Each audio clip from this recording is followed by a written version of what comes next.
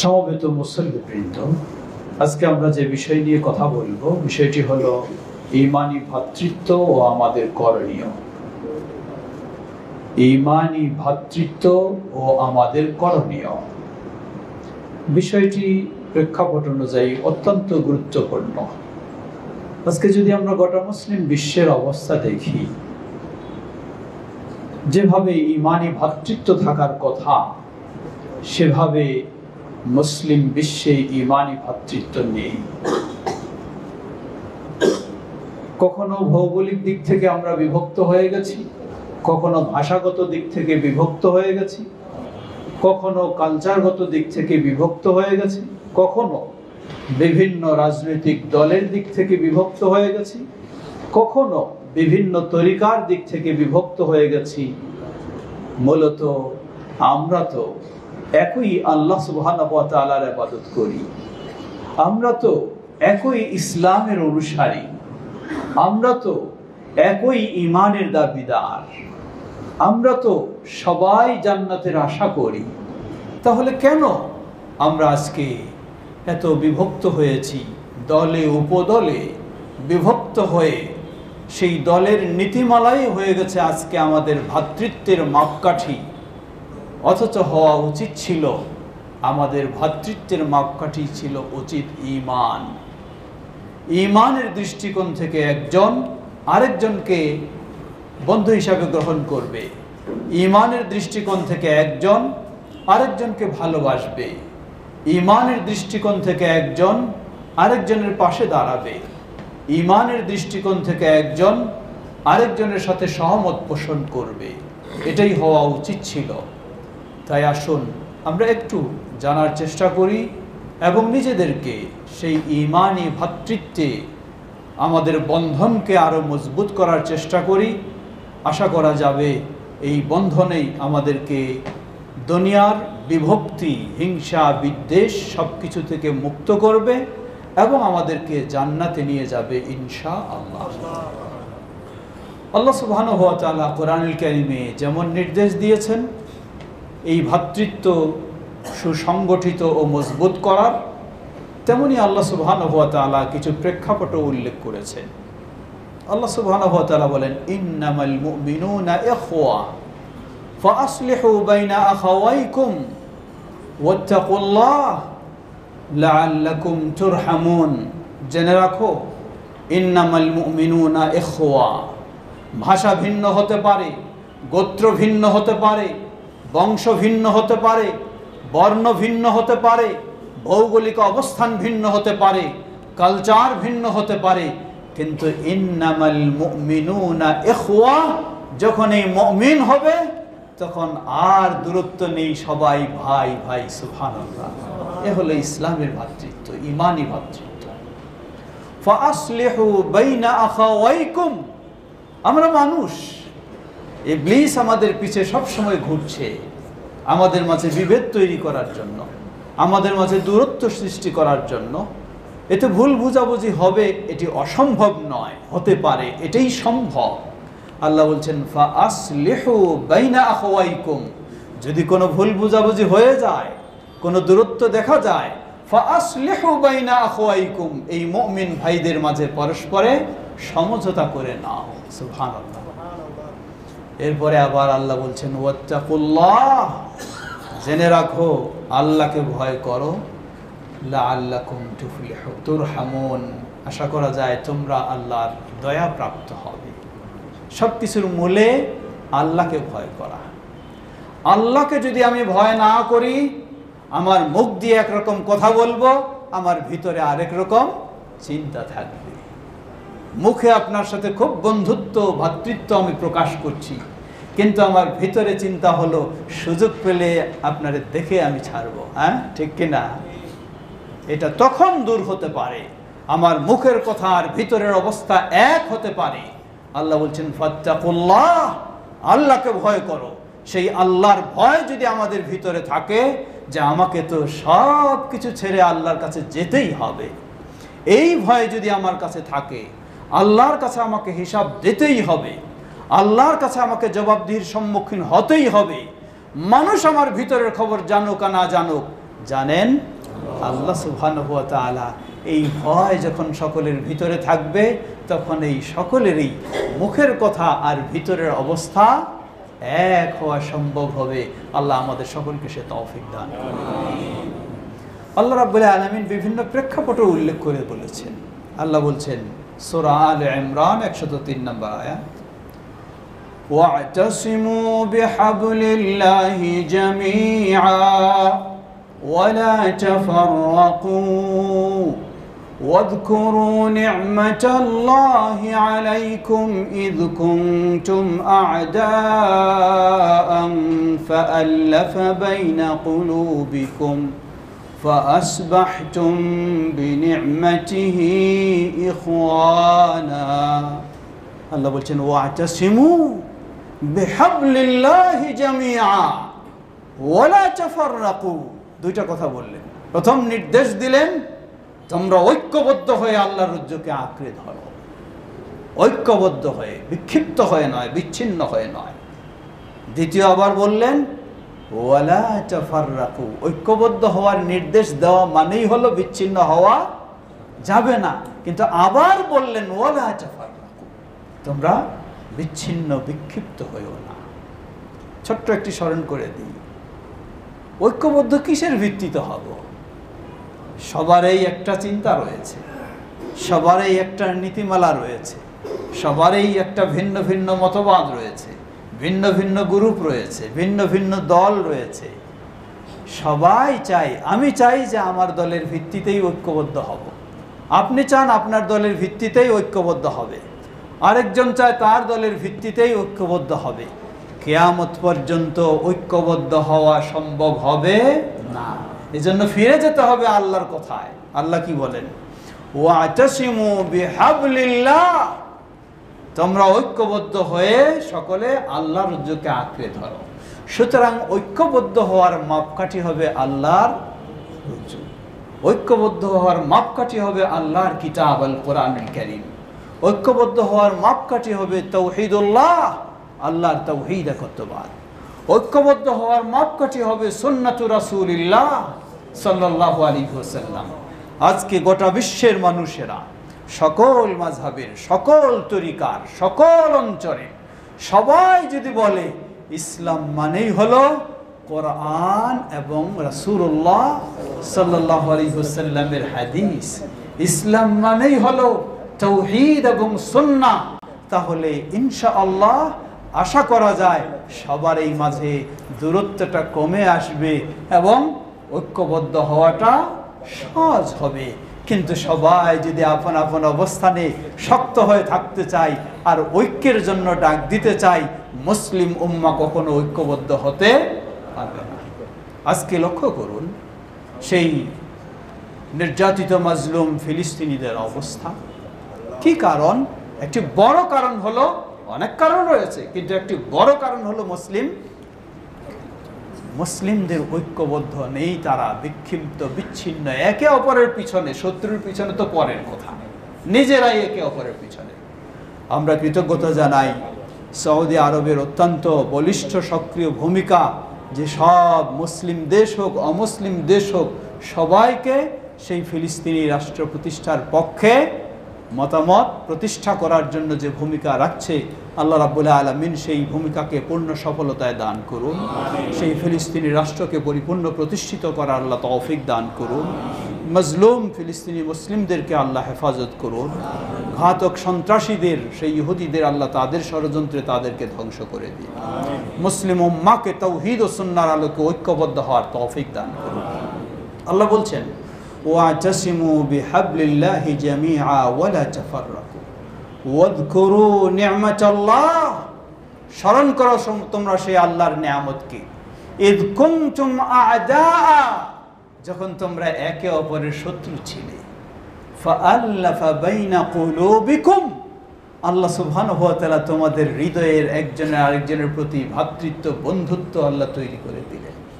ফাআসবাহতুম বিনি'মাতিহি ইখওয়ানা, ফলে তোমরা আল্লাহর নিয়ামতের মাধ্যমে পরস্পরে ভাইয়ে ভাইয়ে ছিলে, শত্রু শত্রু হয়ে গেলে পরস্পরে ভাইয়ে ভাইয়ে। সুবহানাল্লাহ। এই আয়াতটি নাজিল হয় মদিনায় সেই আউস এবং খাজরাজ দুটি প্রসিদ্ধ গোত্র, তাদের মাঝে কত কলহ, কত ঝগড়া, কত বিবাদ। কিন্তু যখন তারা ইসলাম পেয়েছে, সব কলহ বিবাদ দূর হয়ে গেছে, ইসলামে তাদেরকে ভাই ভাই করে দিয়েছে, সুবহানাল্লাহ। কিন্তু এরপরেও ইহুদিরা এসে তাদেরকে উস্কানি দেয়, তোমরা আজকে এত খুব বন্ধুত্ব তৈরি হয়ে গেছে, তোমরা না ছিল ওই খাজরাজের মানুষ, তোমরা না ছিল ওই আউস গোত্রের মানুষ, তোমাদের মাঝে এই ছিল, আজকে তোমরা এত বন্ধু হয়ে গেলা। আল্লাহ সুবহানাহু ওয়া তাআলা তখন এই আয়াত নাজিল করেন, ওয়াদকুরু, স্মরণ করো সেই সময়ের কথা যখন তোমরা পরস্পরে শত্রু ছিলে, তোমাদের কাছে আল্লাহর নিয়ামত ইসলাম আসার কারণে তোমরা বন্ধু হয়ে গেলে। কেমন শত্রু? তোমরা শত্রু শুধু এমন নয়, শত্রু থাকতে থাকতে তোমরা জাহান্নামের কিনারায় পর্যন্ত পৌঁছে গেছিলে।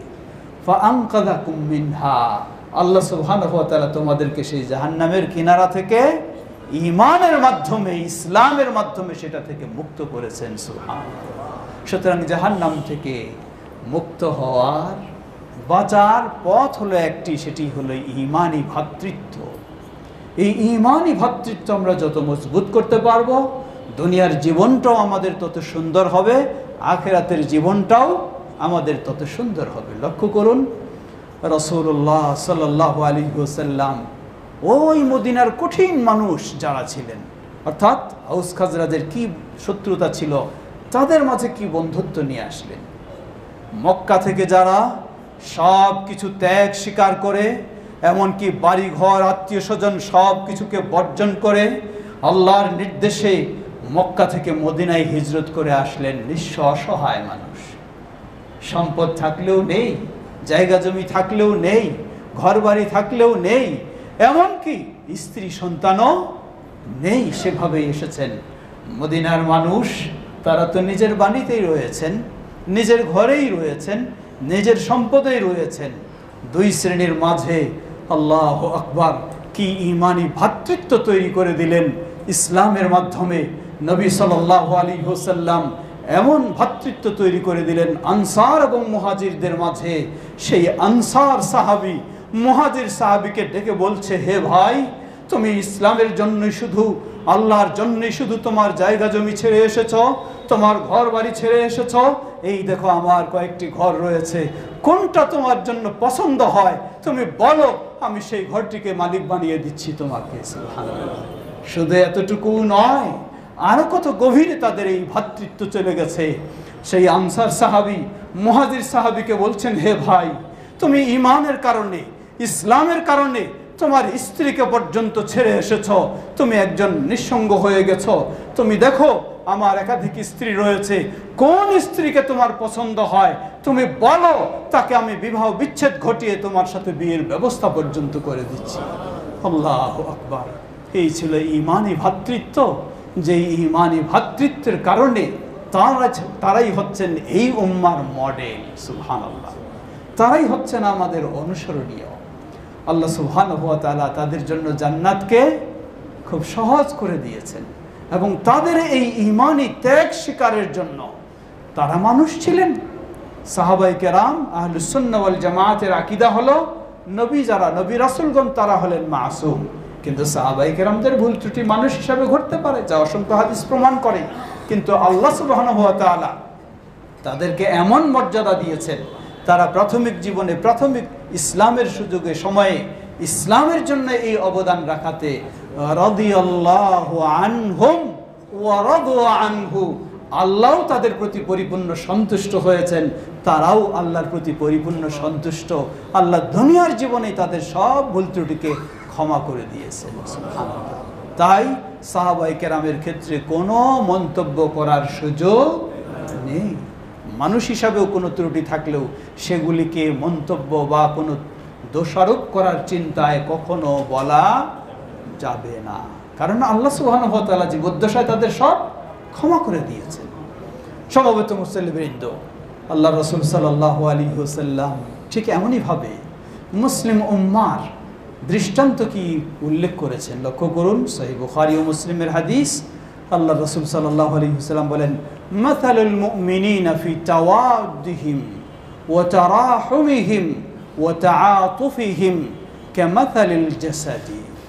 মুমিনদের দৃষ্টান্ত হলো তাদের পারস্পরিক ভ্রাতৃত্ব, পারস্পরিক ভালোবাসা, পারস্পরিক সহানুভূতি, পারস্পরিক সহযোগিতার দৃষ্টান্ত কি? কামাসালিল জাসাদি, একটা বডির দৃষ্টান্তের মতো। একটা বডির কোনো একটি অঙ্গ ব্যথিত হলে যেমন এই ব্যথায় গোটা বডিটাই ব্যথিত হয়ে যায়, গোটা বিশ্বের মুসলিমদের মুমিনদের সম্পর্ক হবে এটা। পৃথিবীর যে কোনো জায়গায় কোনো মুমিন যদি আক্রমণের শিকার হয়, ব্যথিত হয়, কষ্ট পায়, এতে গোটা বিশ্বের সকল মুমিনেরাই কষ্ট পাবে। মুমিনের আনন্দতে গোটা বিশ্বের মুমিনেরাই আনন্দ উপভোগ করবে। এই হলো ঈমানি ভ্রাতৃত্বের বর্ণনা দিয়েছেন আল্লাহ রাসূল সাল্লাল্লাহু আলাইহি ওয়াসাল্লাম। আরও সুন্দরভাবে বলছেন, সেটিও সহিহুল বুখারীর হাদিস, মাসালুল মুমিনি লিল মুমিন আও আল মুমিনু লিল মুমিন কাল বুনিয়ান। আল্লাহ রাসূল সাল্লাল্লাহু আলাইহি ওয়াসাল্লাম বলেন, এক মুমিন আরেক মুমিনের জন্য কেমন? কাল বুনিয়ান, এই যে একটা ওয়াল তৈরি হয়েছে, এই ওয়ালের মতো। ইয়াশুদ্দু বা'দুহু বা'দা, একটা আরেকটাতে লেগে আছে। ওয়াশাব্বাকা বাইনা আসাবি'i, নবী সাল্লাল্লাহু আলাইহি ওয়াসাল্লাম আঙ্গুলগুলি একটা আরেকটার পরে ঢুকিয়ে দিলেন। মানে একটা আরেকটার সাথে যেমন অঙ্গাঙ্গিভাবে জড়িত, না হলে এই ওয়ালটা তৈরি হবে না। ইটগুলি ছড়িয়ে থাকলে কি ওয়ালটা তৈরি হবে? কখনো না। একটার মাঝে আরেকটা জড়িয়ে দিয়ে তারপর ওয়াল তৈরি হয়েছে। গোটা মুমিন সমাজের অবস্থাটা এই হতে হবে যে একজন আরেকজনের সাথে সম্পৃক্ত।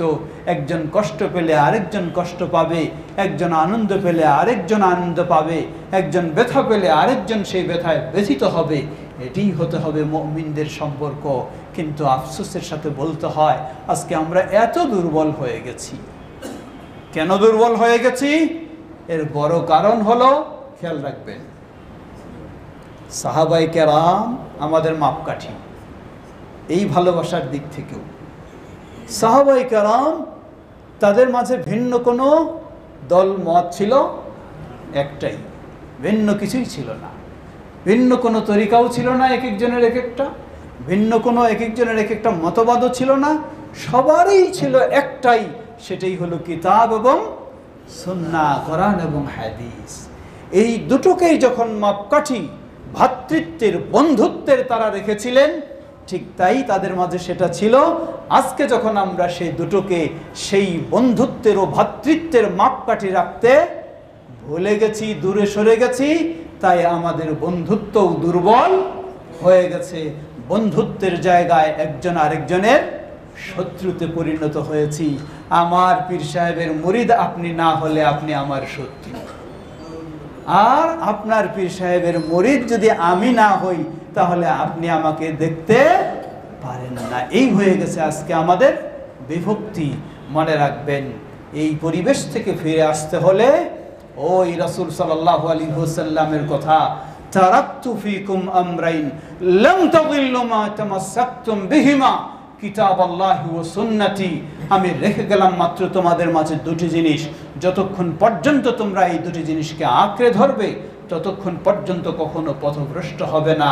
একটি হলো আল্লাহর কিতাব আল কোরআনুল কারীম, অপরটি হলো নবী মুহাম্মদ সাল্লাল্লাহু আলাইহি ওয়াসাল্লামের সুন্নাহ।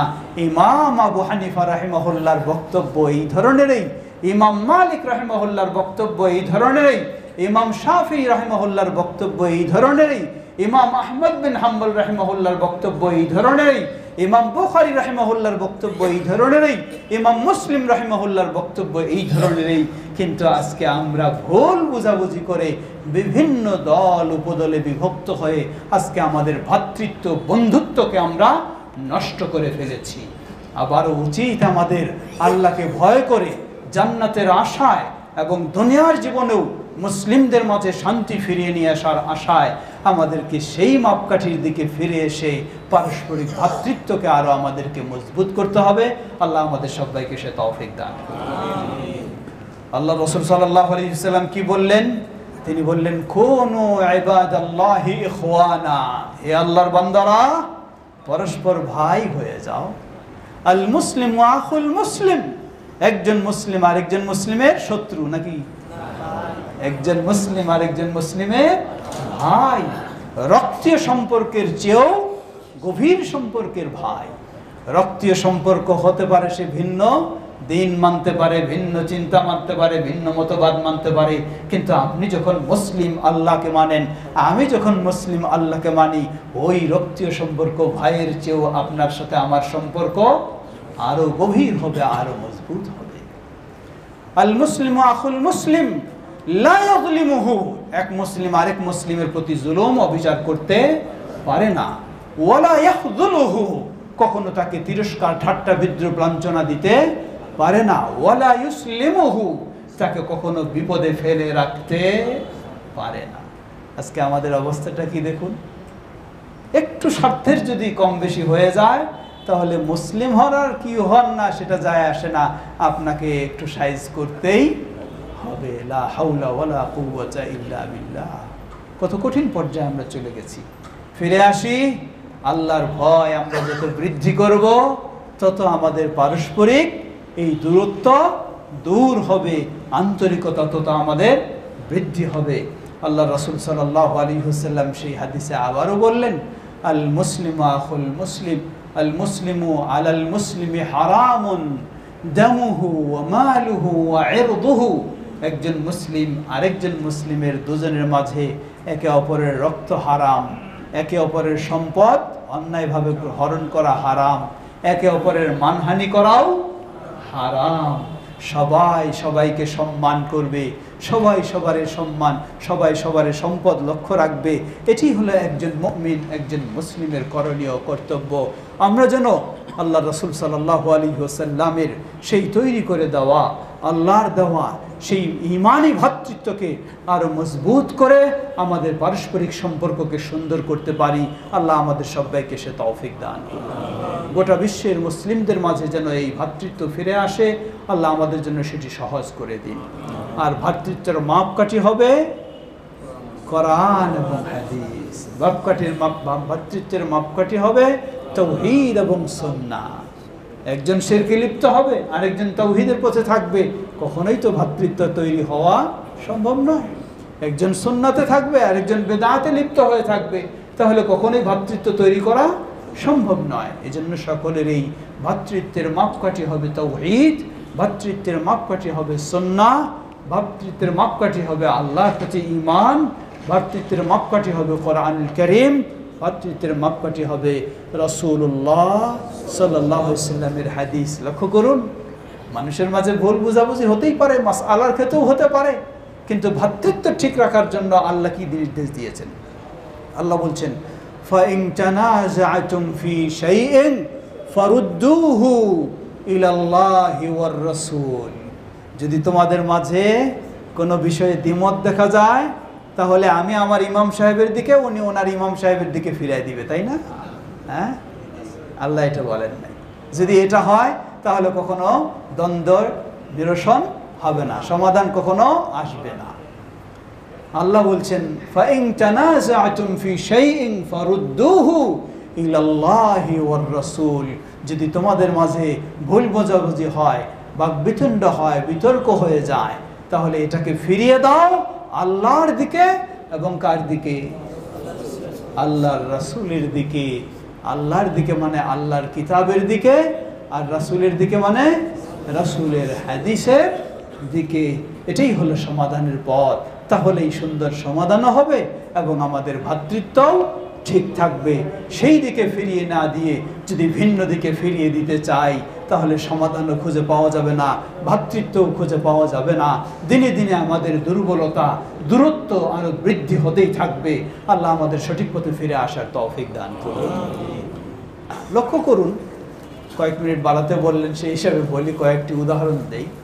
লক্ষ্য করুন, আপনার বাড়িতে একজন মেহমান এসেছে, আপনি এই মেহমানটাকে কিভাবে মেহমানদারি করবেন?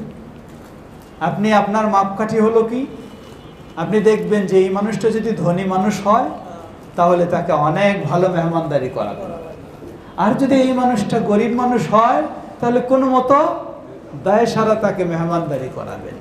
সুবহানাল্লাহ। ইসলাম কি বলে দেখেন, ইসলাম বলে, আল্লাহ রাসূল সাল্লাল্লাহু আলাইহি ওয়াসাল্লাম বলেন, মান কানা ইউমিন বিল্লাহ ওয়াল ইয়াউমিল আখির ফালইউকরিম দাইফা মান কানা ইউমিন বিল্লাহ, যে আল্লাহর প্রতি ঈমান আনে, আখিরাতের প্রতি ঈমান আনে, তাহলে তার বাড়িতে কোনো মেহমান আসলে ধনী আর গরিব পার্থক্য নেই, তাকে মেহমানদারি করতেই হবে, সম্মান করতেই হবে। সুবহানাল্লাহ। কিসের মাপকাঠি এটা? ঈমানের মাপকাঠি। ঈমানের, যদি ঈমানদার আমি হই তাহলে। লক্ষ্য করুন আপনার প্রতিবেশীর সাথে আপনি কি করতে পারেন? সুযোগ হলে তার বাড়িটা সরায় দিয়ে আমি বাড়িটা বড় করে নিতে পারি, তাই না? এই হলো আমাদের অবস্থা। অথচ ঈমান কি বলে?